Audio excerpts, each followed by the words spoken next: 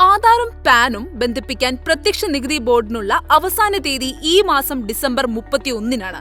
Pan പ്രവർത്തനരഹിതമായാൽ ആദായ നികുതി return file ചെയ്യാനോ റീഫണ്ടുകൾ ക്ലെയിം ചെയ്യാനോ സാധിക്കില്ലെന്ന് മാത്രമല്ല, ബാങ്ക് ഇടപാടുകൾ, ലോൺ അപേക്ഷകൾ, മ്യൂച്വൽ ഫണ്ട് നിക്ഷേപങ്ങൾ എന്നിവയും ഇത് ദോഷകരമായി ബാധിക്കും.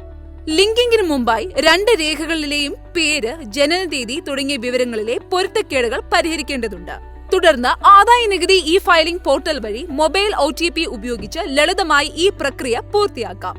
ആദായ നികുതി വകുപ്പിന്റെ ഒഫീഷ്യൽ വെബ്സൈറ്റ് വഴി ആധാറും പാനും ബന്ധിപ്പിക്കാൻ ഇപ്പോൾ തന്നെ നടപടികൾ സ്വീകരിക്കേണ്ടതാണ്.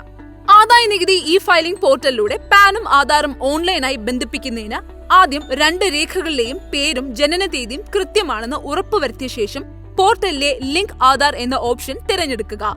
തുടർന്ന് നിങ്ങളുടെ പാൻ ആധാർ നമ്പറുകൾ നൽകി ഇ-പേ ടാക്സ് വഴി ആവശ്യമായ ലിങ്കിംഗ് ഫീ അടച്ച് പേയ്മെന്റ് പൂർത്തിയാക്കേണ്ടതാണ്. പണമടച്ച ശേഷം വീണ്ടും പോർട്ടലിലെത്തി വിവരങ്ങൾ വാലിഡേറ്റ് ചെയ്യണം.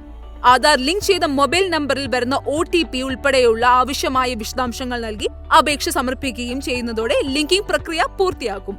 കൂടുതൽ വിവരങ്ങൾക്കും സേവനങ്ങൾക്കുമായി നിങ്ങൾക്ക് ആദായ നികുതി ഇ ഫയലിംഗ് പോർട്ടൽ സന്ദർശിക്കാവുന്നതാണ്.